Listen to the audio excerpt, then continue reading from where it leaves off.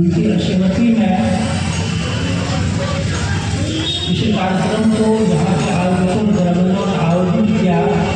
इस सिद्ध जगह और जगह के मालिक बाबा लक्ष्मीनाथ भूषण जी को मेरा प्रणाम, आप सभी को मेरा प्रणाम।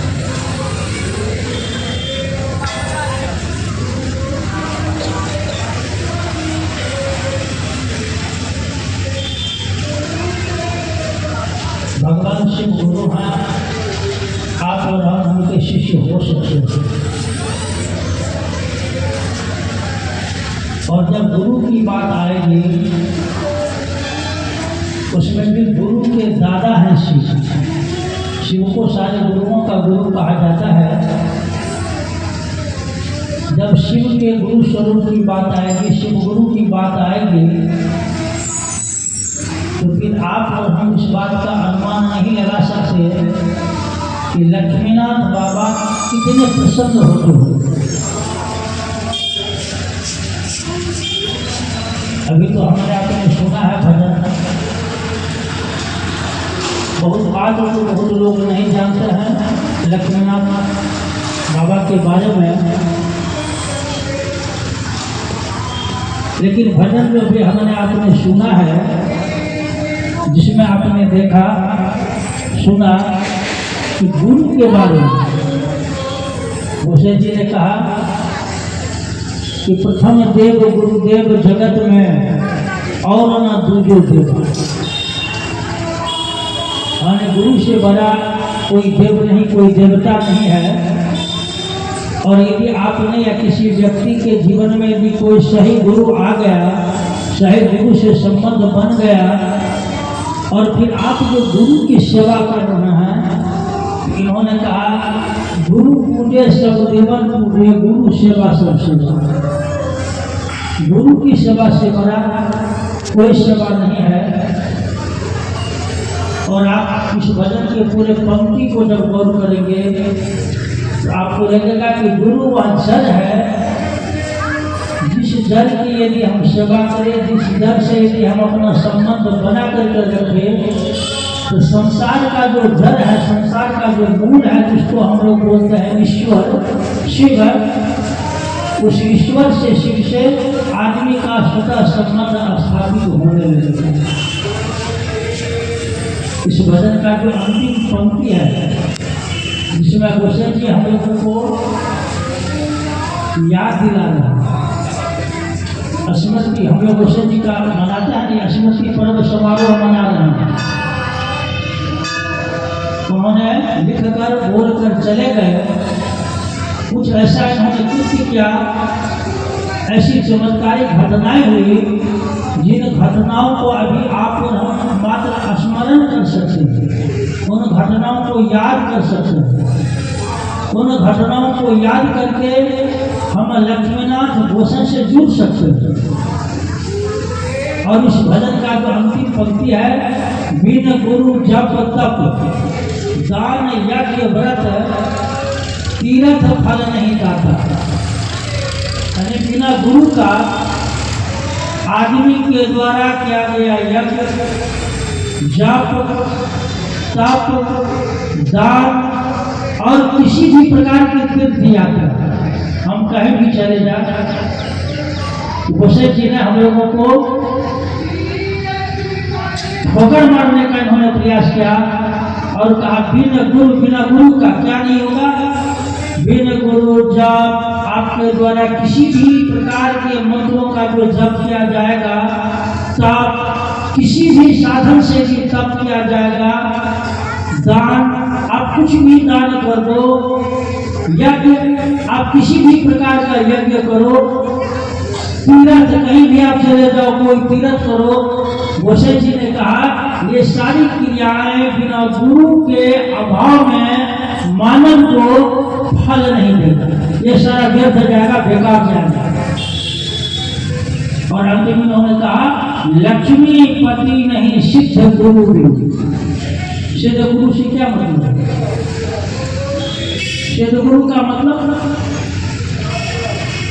लक्ष्मी पति नहीं सिद्ध गुरु बिनु वृथा जीव जग जाता। वह गुरु जो मेरे मन में शिष्य के मन में ईश्वर के प्रति आकर्षण जगा दे, शिष्य को शिव से जोड़ दे, अपने शिष्य को शिव बना दे। ऐसे सिद्ध गुरु की के बारे में गोसाई जी कह रहे हैं, लक्ष्मी पति नहीं सिद्ध गुरु बिनो वृथा जीव जग जाता। बेकार का यह जो जीव है, या जो मनुष्य आत्मा है, या आदमी है, या संसार में आता है जाता है, आता है जाता है, सारा प्रयास या करता है खुद को इस जीवन से मुक्त होने का, सारा प्रयास या करता है, या मनुष्य इसी जीवन के विभिन्न प्रकार के विसंगतियों से मुक्त होने का, जीवन से मुक्त होने का, लेकिन सिद्ध गुरु के अभाव में कठिन है। और वो कठिन ही नहीं, हम तो कहेंगे असंभव है, होगा ही नहीं। क्योंकि हमारे यहाँ हमारे साधुओं ने संतों ने कहा है, लिखा है, हम लोग पढ़ते हैं ना, वो गुरु वंदना में कुछ लोग आता है कि ध्यान मूलम गुरु मूर्ति, पूजा मूलम गुरु पदम, मंत्र मूलम गुरु वाक्यम, और फिर कहते हैं मोक्ष मूलम गुरु कृपा।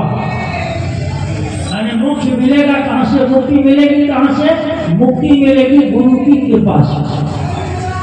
तो पहले गुरु तो मुझे सही मिले।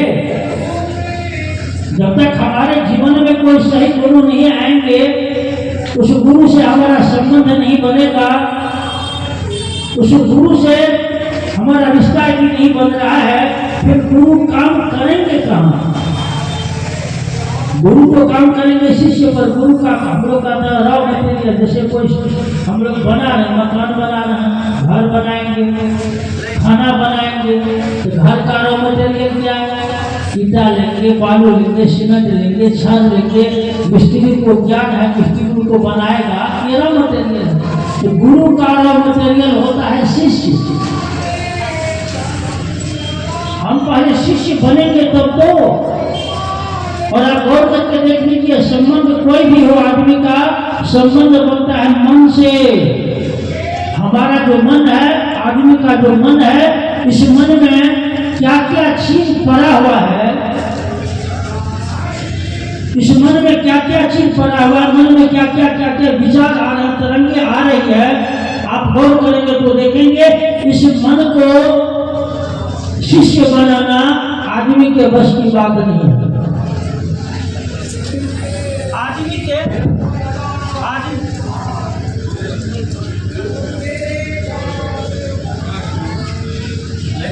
उनको कोई चाहे कि मैं शिष्य बना लूं, शिष्य बना लूं, बहुत कठिन है, बहुत कठिन है। मन को शिष्य बनाने के लिए गुरु की विशेष दया चाहिए। बिना गुरु का तो कुछ नहीं होगा। तो गोसाई जी के द्वारा जो बात कही गई है और इनके द्वारा जो चमत्कार हुआ, उस चमत्कार पर आप गौर करेंगे। आवाज मेरी जा रही है, गांव के लोग भी सुन रहे हैं, बहुत लोगों को तो बहुत चमत्कार के बारे में नहीं पता है। उस चमत्कार में सारी बलिहारी जाती है गुरु की, जैसा लक्ष्मीनाथ बाबा ने समझा, इन्होंने लिख दिया, सुना दिया दुनिया को, गुरु की सारी बलिहारी जा रही है। गुरु के बिना कुछ भी नहीं है।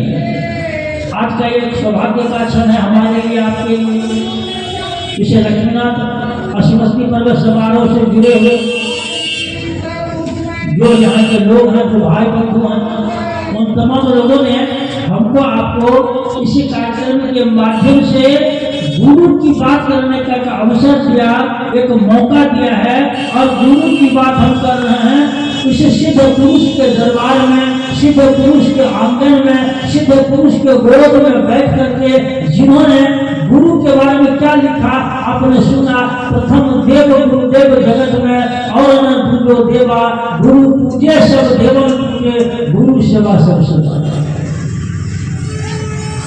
बहादुर की विशेष दया है। इसी गुरुओं की श्रृंखला मैं आपको याद दिलाऊं, इसी गुरुओं की श्रृंखला में जब आप गौर करेंगे तो पाएंगे कि हमारे यहाँ शिव को कहा गया है कि शिव आदि गुरु है, शिव जगत के गुरु है, शिव विश्व के गुरु है। शिव को गुरुओं का गुरु कहा गया, गुरु का जनक कहा गया शिव को।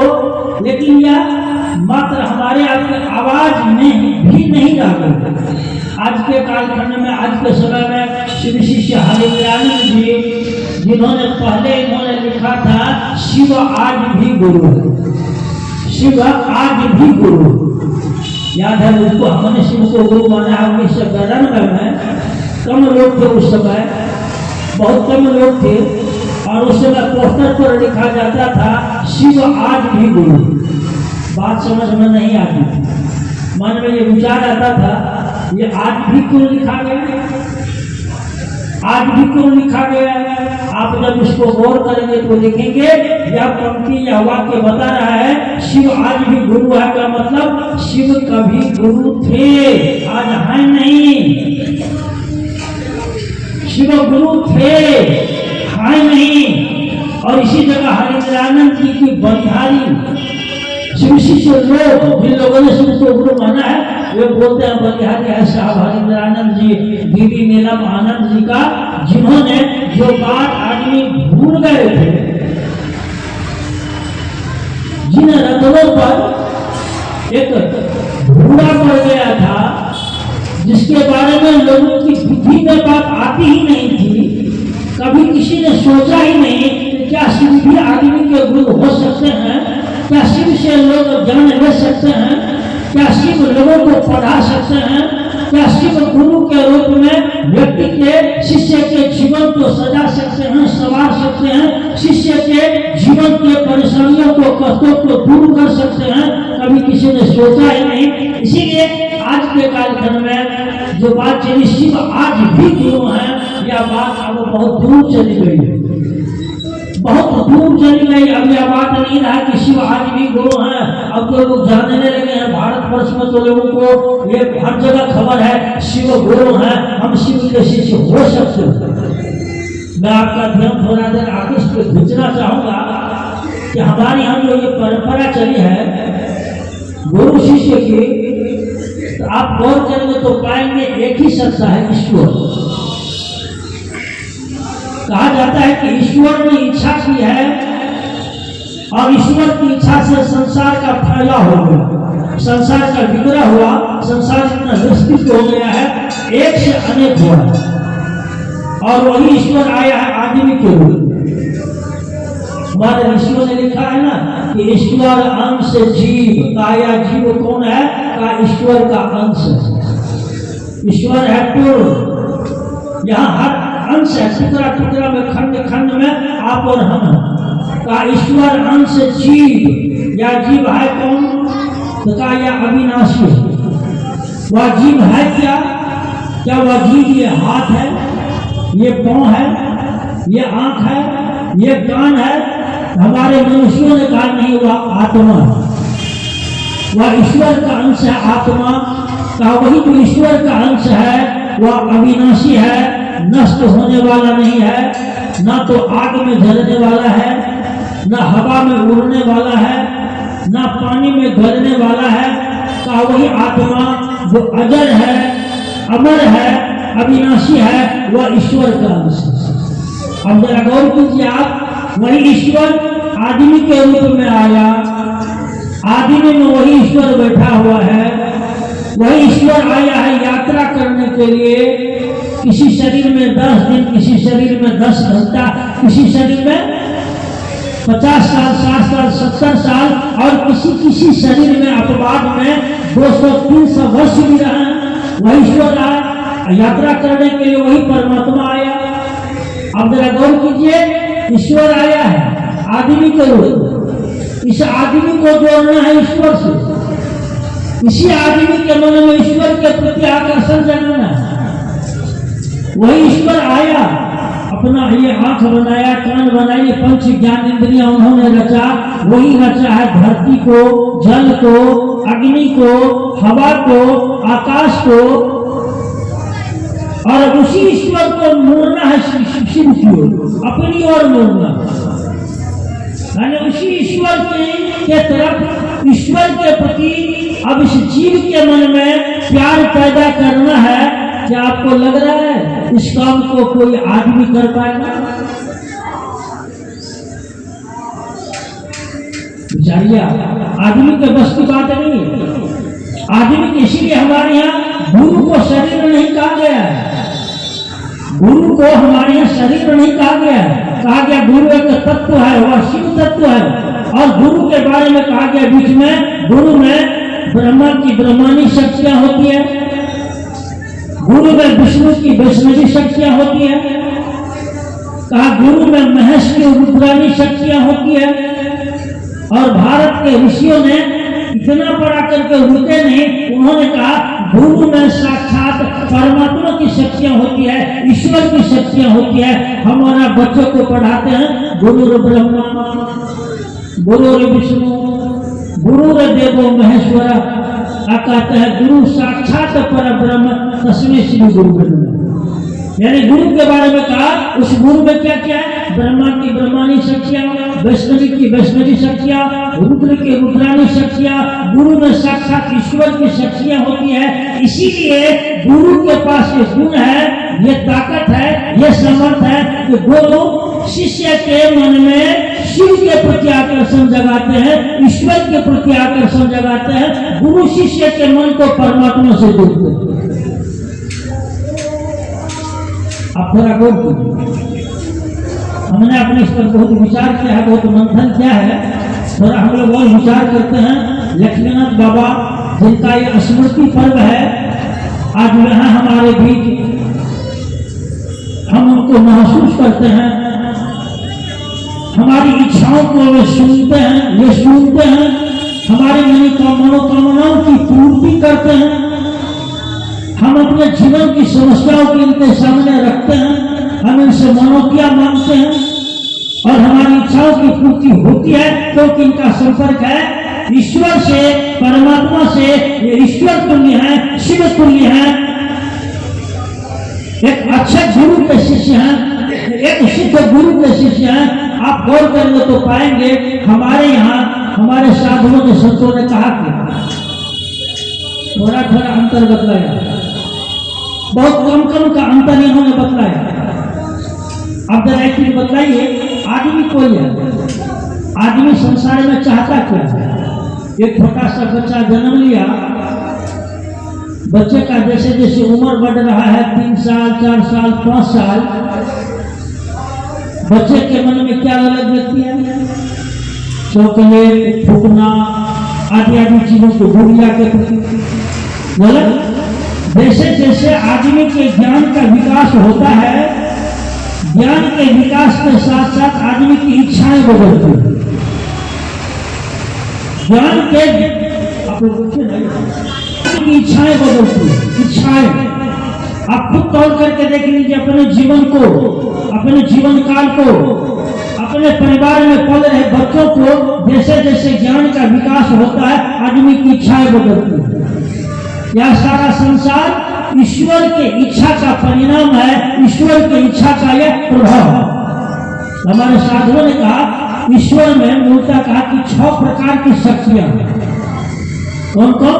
का इच्छा, ज्ञान, क्रिया, और फिर कहा 3 शक्तियां और है ईश्वर में, सत्य, चित्त और आनंद।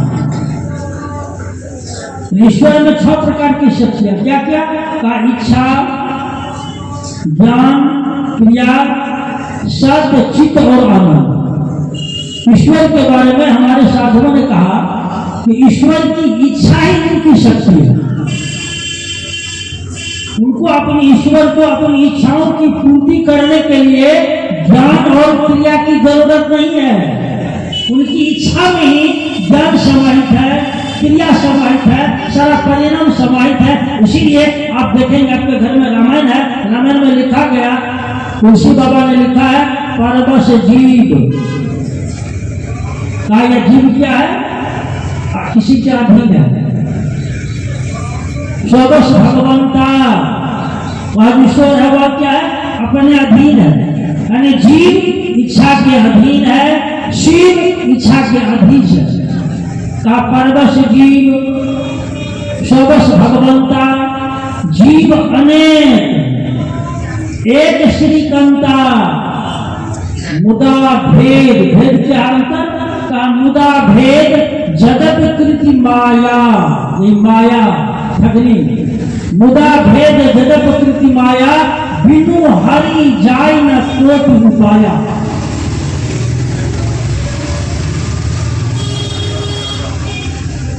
तो कहा ईश्वर की इच्छा है, उनकी शक्ति है। ईश्वर को अपनी इच्छाओं की पूर्ति करने के लिए ज्ञान और क्रिया कहीं से लेने की जरूरत नहीं है। ईश्वर में 6 प्रकार की शक्तियां, इच्छा, ज्ञान, क्रिया, सत्य, चित्त और आनंद। आदमी के बारे में कहा गया आदमी ईश्वर का अंश है, यानी अब ईश्वर अपने आप को नीचे उतार रहा है। और जब नीचे उतार रहा है, एक चीज देखिए क्या है, आदमी में कहा 5 प्रकार की शक्तियां। कौन कौन? कहा ईश्वर की जो शक्तियां हैं, इच्छा आदमी में आई है, आदमी इच्छा करता है, इच्छा करके आदमी चंद्रमा पर चला गया। अब क्या क्या आदमी ने कर लिया है, इच्छा के साथ कहा कि आदमी में ज्ञान भी है और ज्ञान के अनुकूल आदमी कर्म करता है। यानी ईश्वर की 3 शक्तियां आदमी में है, इच्छा, ज्ञान, क्रिया। आदमी में सत्य भी है, यही अविनाशी जो हम लोग अभी बात के अविनाशी। ईश्वर की 4थी शक्तियां भी आदमी में है, ईश्वर की 5वीं शक्तियां भी है, चित्त का मतलब क्या? जिसको हम लोग सत्य चित्त आनंद बोलते, स्वीकार करता समझो। चित्त का मतलब परमानंद से अस्थायी चैतन्यता। ये मेरे मन में आदमी के पास ये चैतन्यता, ये बोध है कि मेरी माँ है, ये मेरी बेटी है, ये मेरी बहन है। ये चैतन्यता कॉन्शसनेस जो आदमी में जगा हुआ, पुरानी आदमी, ये चित्त है आदमी में। आदमी में एक चीज नहीं है, क्या छूट गया? याद है आप लोगों को? आप लोगों को याद है? अभी हमने कहा ना ईश्वर में है 6 प्रकार की शक्तियां, इच्छा, ज्ञान, क्रिया आप में है। आप भी इच्छा शक्ति है, इच्छा के अनुरूप हम और आप ज्ञान अर्जित करते हैं, ज्ञान को क्रिया में बदलते हैं। ये 3 शक्तियां ईश्वर में है। सत्य आदमी में भी है, सत्य ईश्वर में है। चित्त आदमी में भी है, चित्त। एक चीज है ईश्वर के पास जो आदमी को नहीं दिया, वह क्या है? हाँ, सब सुनने है बेटा बाजू, अगर नींद लागे था तो झपकी मारे थे तो हम तो बिछड़ गए। याद है किसी को? क्या एक चीज आपको नहीं दिया है संसार में, तो आदमी को भेज, आदमी बन करके वह ईश्वर आ गए, शिव आ गए। एक चीज आपको नहीं दिया है, वह क्या है? वह है आनंद। इसे जीव को, आदमी को परमात्मा ने आनंद नहीं दिया। आदमी भटक रहा है, आदमी सुख के लिए भटकता है या दुख के लिए भटकता है या आनंद के लिए भटक रहा है। आदमी की चाहत है क्या? सुख की। देख लीजिए, यदि सुख की चाहत है तो जहां जहां आपको सुख मिल रहा है वहां कितने दिनों तक आप खड़े रहते हैं? जहां जहां आपको सुख मिलता है बेटा में, कितने दिनों तक बेटा में लिखते रहेंगे? सुख मिलता है धन में, देख लीजिए क्या धन में सुख दिखाई दे रहा है। सुख मिलता है पत्नी में, देख लीजिए आप पत्नी में कितनी दूरी तक सुख दिखाई दे रहा है। सुख मिलता है पति के साथ, विचार कीजिए कितने दिनों तक पति के साथ आप सुखी है। यानी संसार की का कोई वस्तु, कोई व्यक्ति जहां भी आपको सुख दिखाई दे रहा हो, टटोल कर आदमी देख ले क्या यह वस्तु मुझे सुख दे रहा है। आप लोगों ने कभी टटोला नहीं होगा इसको? कभी टटोला नहीं? हमने नहीं टटोला। संसार की किसी वस्तु में अस्थायी सुख नहीं है, किसी व्यक्ति में अस्थायी सुख नहीं है। क्यों? क्योंकि यह संसार ही है जो माया है, जिसको रचा गया है। आज है वह कल नहीं रहेगा, ये धरती रहेगी, लेकिन धरती पर जो लोग आज है वह नहीं रह पाएगा। कितने आए, कितने चले गए। हम भी आज हैं, आप भी आज हैं, कल आप नहीं रहेंगे, कल हम नहीं रहेंगे। एक चीज उसी परमात्मा ने, ईश्वर ने चोरी कर ली, वह है आनंद। और आदमी कहीं भी हो इसी आनंद की खोज में भटक रहा है। किसी को आनंद दिखाई देता है पान में, तो किसी को गुटखा में, किसी को चाय में, तो किसी को तंबाकू में, किसी को चोरी करने में, किसी को हत्या करने में, किसी को व्यभिचार करने में, किसी को पूजा करने में, किसी को पाठ करने में, किसी को जप करने में, किसी को तप करने में, किसी को भजन करने में, किसी को कथा सुनने में, किसी को कथा करने में। देख लीजिए आपको तोड़कर हम आदमी को वहां आनंद को वहां ढूंढते हैं। चाहत है आदमी का आनंद का, वह आनंद आदमी के मन का चीज नहीं है, शरीर का भी चीज नहीं है। शरीर को आनंद से कोई लेना देना नहीं है, मन को आनंद से कोई लेना देना नहीं है। मन तो महसूस करेगा सुख को और दुख को। आनंद को मतलब है आत्मा से, आनंद का मतलब है आत्मा से। यह ईश्वर का पुत्र है, ईश्वर का संतान है, शिव के हम सारे संतान है। शिव ही हमारे आपके माध्यम से धरती पर आ गए। शिव ने अपनी 6 शक्तियों में से 5 शक्ति हमको दे दिया, 1 शक्ति हमसे दूर है। हम उसी को ढूंढने के लिए तबाह हो रहे हैं, परेशान हो रहे हैं। कभी मंदिर में, कभी मस्जिद में, कभी बेटा में, कभी बेटी में। हमारी हाल वही हो गई जो हम लोग पढ़ते हैं, कस्तूरी कुंडली बसे मृग ढूंढे वन माही। ऐसे घट घट राम है दुनिया देखे नहीं। मेरे अंदर में ही छिपा हुआ है वह आनंद, मेरे साथ है वह आनंद। मेरे आगे पीछे बाएं दाएं रोम रोम में हवा में वह आनंद मौजूद है। निकलेगा कैसे? हम कैसे उसको तलाश लेंगे, निकाल लेंगे? इसीलिए अब एक मामला आ गया, बीच में फंस गया गुरु। जैसे हम लोगों ने देखा ईश्वर में है 6 प्रकार की शक्तियां, जीव में आया 5 प्रकार की शक्तियां, इच्छा ज्ञान क्रिया सत्य चित्त। जीव के पास, आदमी के पास आनंद नहीं है। और गुरु के बारे में कहा गया, गुरु में है 5 प्रकार की शक्तियां। क्या क्या है? इच्छा है गुरु में, गुरु इच्छा करेंगे कोई शिष्य बनेगा। कहा जाता है गुरु शिष्य की तलाश करते हैं। आप और हम अपने चाहने से शिष्य नहीं बन पाएंगे। गुरु में है इच्छा की शक्तियां, ज्ञान की शक्तियां गुरु में, इसीलिए शिष्य को ज्ञान देंगे, पढ़ाएंगे। क्रिया की शक्तियां यानी इच्छा ज्ञान क्रिया तीनों शक्तियां गुरु में भी है। गुरु के पास चित्त है, चित्त रूपी शक्तियां हैं गुरु के पास। आनंद रूपी शक्तियां हैं गुरु के पास। एक शक्तियां यहां भी छूट गई, वह क्या? वह क्या? आदमी के पास आनंद नहीं दिया उस परमात्मा ने, वही परमात्मा गुरु बन करके आया।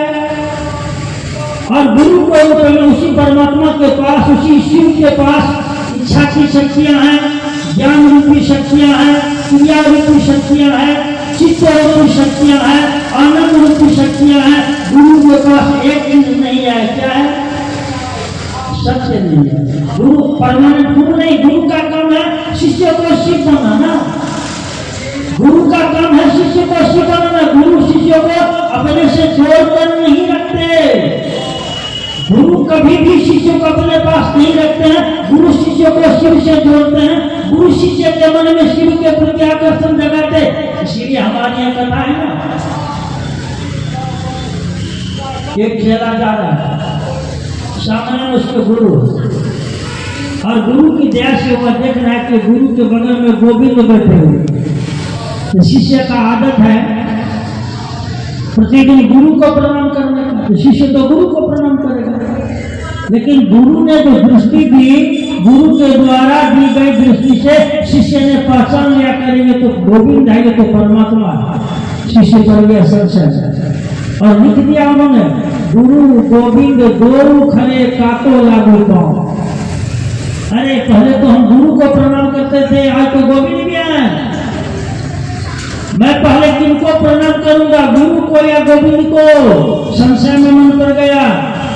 जब भी शिष्य संशय में होते हैं, शिष्य के मन के संशय को गुरु मिटाते हैं। गुरु ने इशारा किया, कहा बलिहारी गुरु आपनो गोविंद दियो रखा है। गुरु ने इशारा किया, बाबू चलो गोविंद को प्रणाम करो। गुरु का काम है, गुरु अस्थाई नहीं है, अस्थिर नहीं है। गुरु अपना काम करेंगे, गुरु अपना काम करेंगे। गुरु का काम कहाँ खत्म होता है? जहां शिष्य शिव बोला, जहां शिष्य का संबंध शिव से स्थापित हुआ, शिष्य का नहीं, अब जीव। जैसे ही जीव का संबंध शिव से बना, गुरु की जिम्मेदारी खत्म। जब तक आप शिष्य हैं, आपके जीवन में गुरु हैं। आप शिष्य हैं, जीवन में गुरु हैं। जैसे ही आपका शिष्य का भाव आपने दिया गुरु को, गुरु ने शिव का भाव दिया, आपके भाव को गुरु ने ट्रांसफर किया शिव को। आपका जो जीव का भाव है, जीव का भाव जैसे ही शिव भाव में बदला, गुरु की जिम्मेदारी खत्म। तो यहाँ पर आपको याद रखना पड़ेगा, गुरु के पास भी 5 प्रकार की शक्तियां हैं: इच्छा, ज्ञान, क्रिया, चित्त और आनंद। गुरु का काम है, गुरु के पास सत्य नहीं है। गुरु अपने शिष्यों पर दया करते हैं, और जब गुरु की दया होती है, गुरु की दया से शिष्य का मन चलता है शिव की ओर। शिष्य यहाँ भी सत्य है, वह सत्य सत्य से मिलेगा, अंश अपने अंशी से मिलेगा।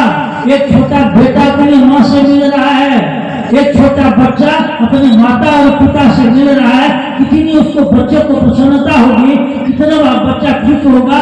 एक भूला भटका हुआ बच्चा बहुत दिनों की बाद माँ और बाप से मिल रहा है। माँ और बाप की बेचैनी, माँ और बाप की प्रसन्नता, उस बच्चे की प्रसन्नता का कोई अनुमान लगा सकता है? यहाँ गुरु भी जैसे अपनी दया से शिष्य के मन में शिव के प्रति आकर्षण जगाते हैं, अपनी दया से शिष्य के मन को शिव से जोड़ते हैं, अपनी दया से शिष्य को शिव की ओर लेकर शिव की ओर चलते हैं। जैसे जैसे गुरु जुड़ता है, शिष्य जुड़ता है गुरु से, गुरु अपना काम करते हैं, और धीरे धीरे उसी शिष्य के जीवन में होता क्या है? जिन लोगों ने भगवान शिव को गुरु माना है, उनके जीवन को अभी के कालखंड में बहुत ऐसे आपको शिव के शिष्य मिलेंगे। यदि आप उनके जीवन के इतिहास को जानेंगे, आपको बड़ा विचित्र लगेगा।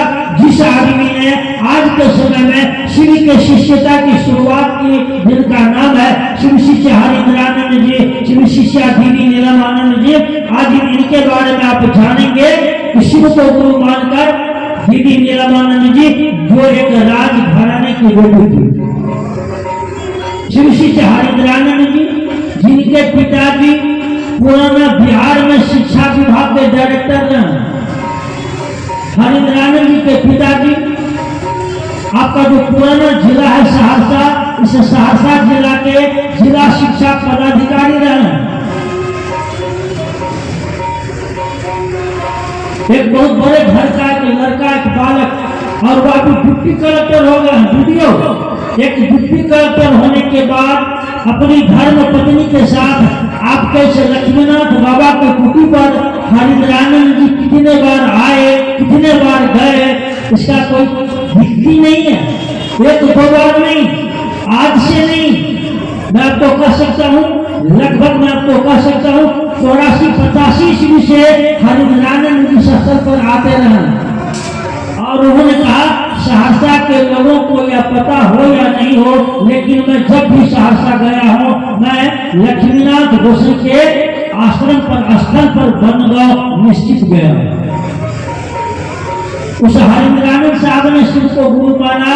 इनके जीवन में शिव को गुरु मानने के बाद क्या परेशानियां आई, कैसे आई, कहां से आई, कैसे परेशानियां दूर हुई, आप इन कहानियों को जानेंगे, आपको पता चलेगा कि इस शिष्यता की दुनिया में, गुरु और शिष्य की दुनिया में ना दुख का महत्व है, ना सुख का महत्व है।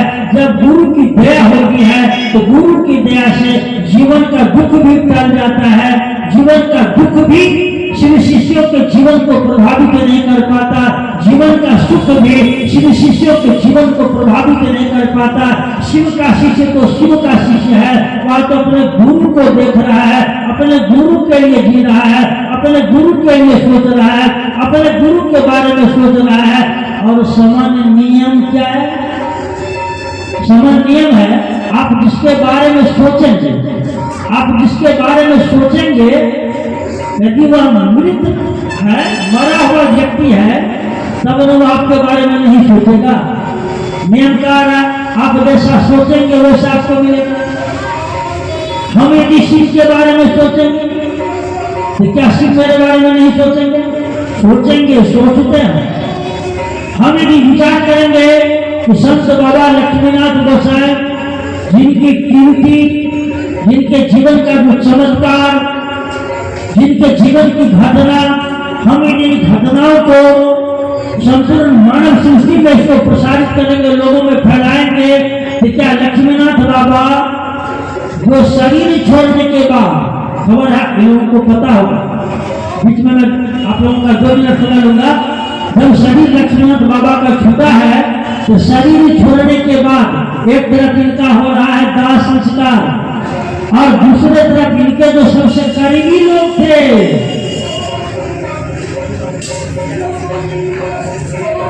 सबसे करीबी इनके जो लोग थे, प्रिय पात्र थे इनके, उनको ये एक साथ रास्ते में आते जाते मिल रहे।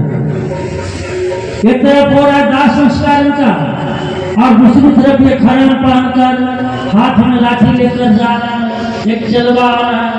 प्रणाम किया बाबा को, बाबा कथा जाए तो हम जाए बाबू काशी, हम जाए काशी अकेले नहीं ना, कुछ लोग आगा गए हैं, कुछ लोग पछा से तो हम आगा बढ़े।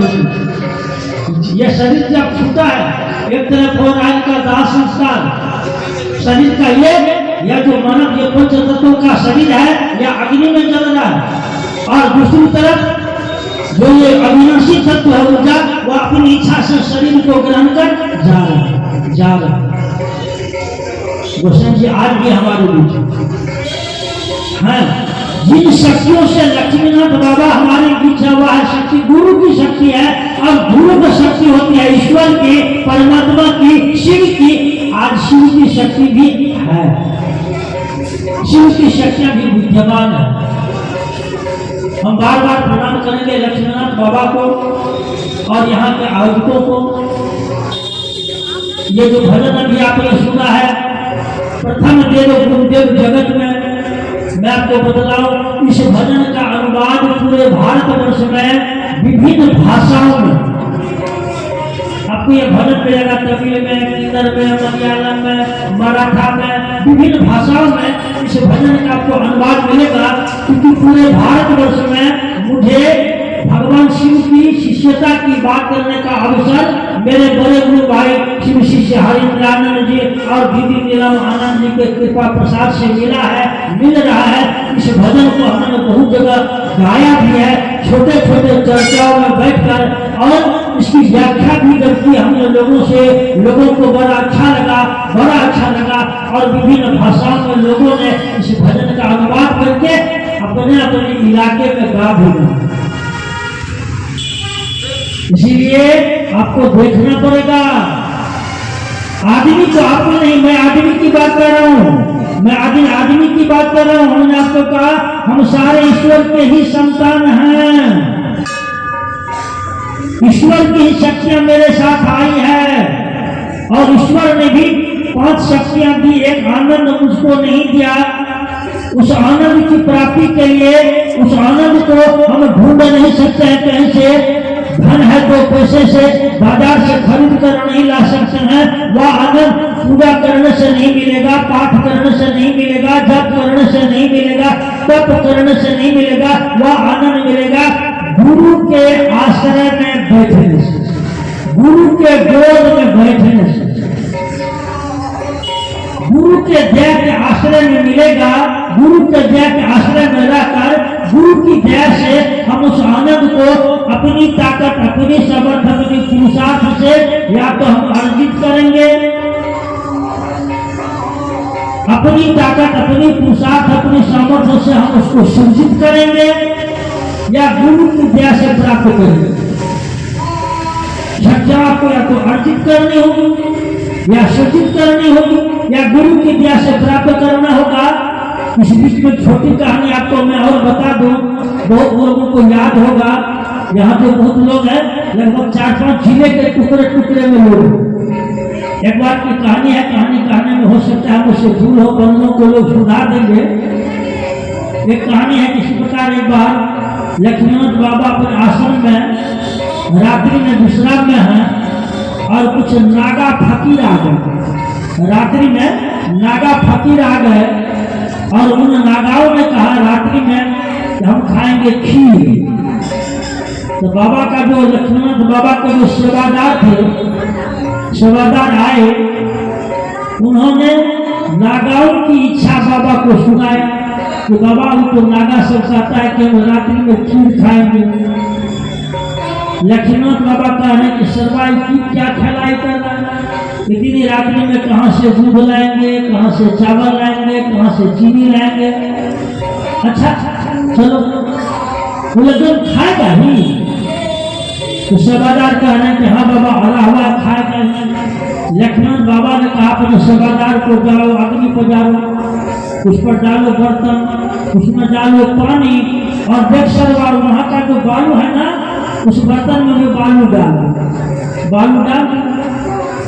और अब लक्ष्मण बाबा कहते हैं अपने सेवादार को जाओ, साधु को बोलो कि वो लोग जाए बाहर भीतर जो करना फ्रेश वगैरह हो के आ जाए। पानी है, उसमें बालू है, 1 नंबर का खीर बन के तैयार। सारे नागाओं को रात्रि में खीर खिलाया गया। सुबह में सारे नागा गए बाहर भीतर, वापस आ गए। अब कोई भय से तो कोई डर से तो कोई शर्म से कुछ बोल ही नहीं रहा। एक नागा दूसरे के कान में कहा रहा फुसफुसा कर, अरे यार तो क्या तो जानते हो तो क्या, अरे हमको तो लगता है कि बहुत बड़ा बीमारी हो गया, रोग हो गया। क्या हुआ रोग? अरे हम जो गए अभी लैट्रिन गए ना टट्टी करने के लिए, हमको खाली बाल में गिरा है। इसी जगह के लिए करना है, हमको खाली बालू गिरा। जिसके कान में कहा हुआ भी कहा है चुपे चापे, मेरे साथ भी यही हुआ। क्रमशः तीसरे चौथे सारे लोगों के साथ ये घटना घटी। तब वो नागा समझा, अरे ये तो सिद्ध पुरुष है, इनको हमने रात्रि के पहर में खीर खाने का हमने जिद किया।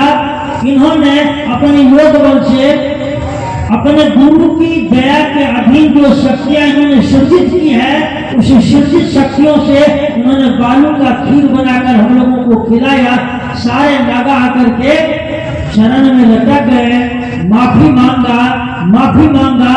आप भी शिव के शिष्य हैं, शिव शिष्यों को भी गुरु की दया से या तो शक्ति अर्जित करनी होगी, अपनी ताकत, अपनी सामर्थ्य, अपनी पुरुषार्थ से शक्तियां या तो सृजित करनी होगी, अर्जित करनी होगी और गुरु की दया से शक्तियां प्राप्त करनी होगी।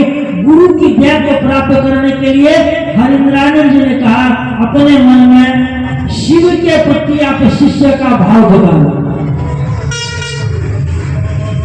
शिव शिष्य हरिंद्रानंद जी ने कहा यदि आप चाहते हो कि मैं शिव की दया को प्राप्त करूं, मैं शिव की दया से शक्तियां प्राप्त करूं, मैं अपनी ताकत, अपनी सामर्थ्य, अपनी पुरुषार्थ और गुरु की दया से शक्तियां अर्जित करूं, मैं अपने गुरु की दया, अपनी ताकत, अपनी सामर्थ्य, अपनी पुरुषार्थ से शक्तियां सृजित करूं, वो छोटे छोटे चमत्कार सृजित करूं।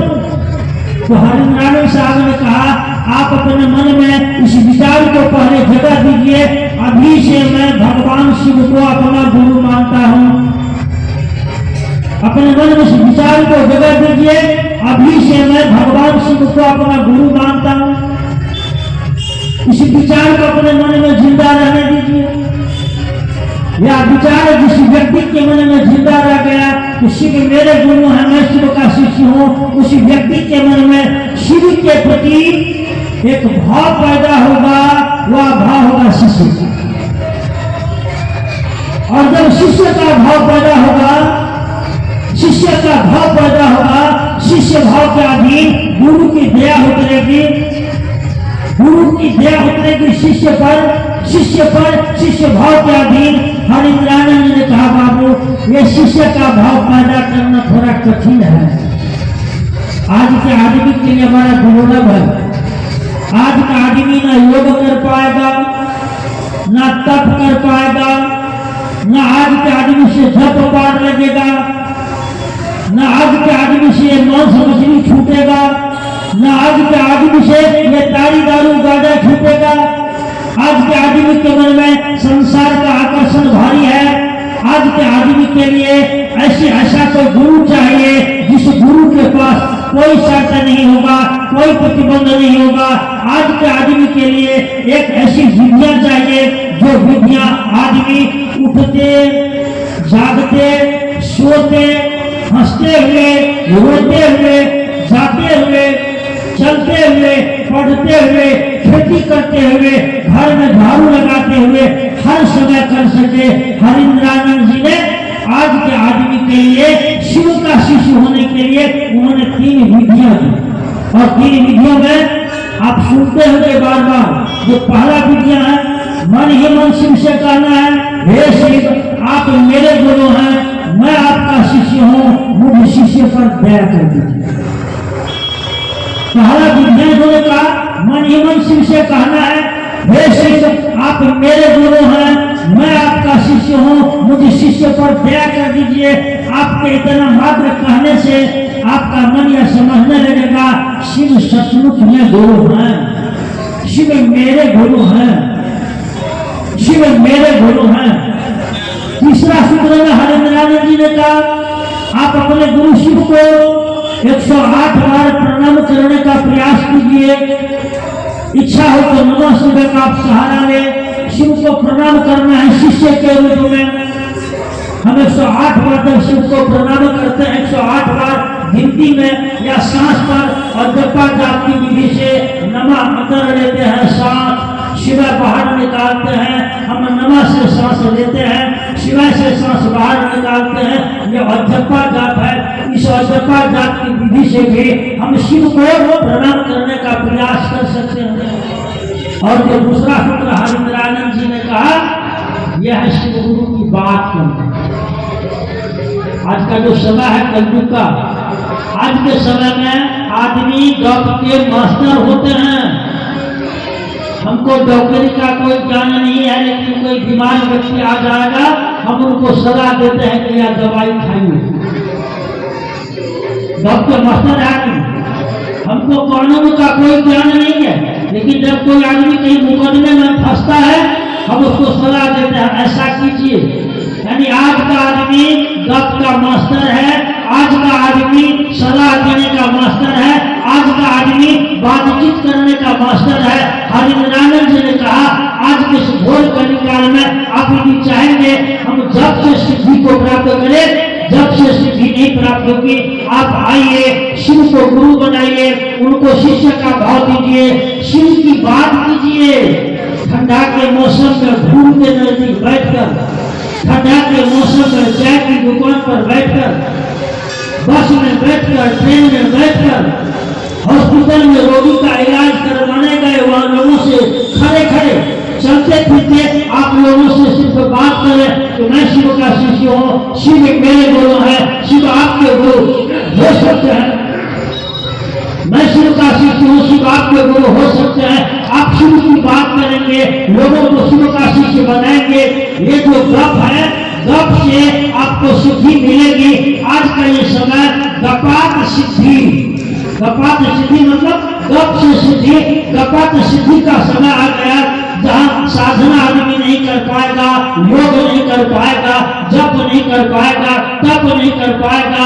हम सारा चीज कर भी ले, मेरे जीवन में सही गुरु नहीं है। शिव को गुरु बनाया जाए, शिव की शिष्यता को ग्रहण किया जाए। और आप यह जान लीजिए, लक्ष्मीनाथ बाबा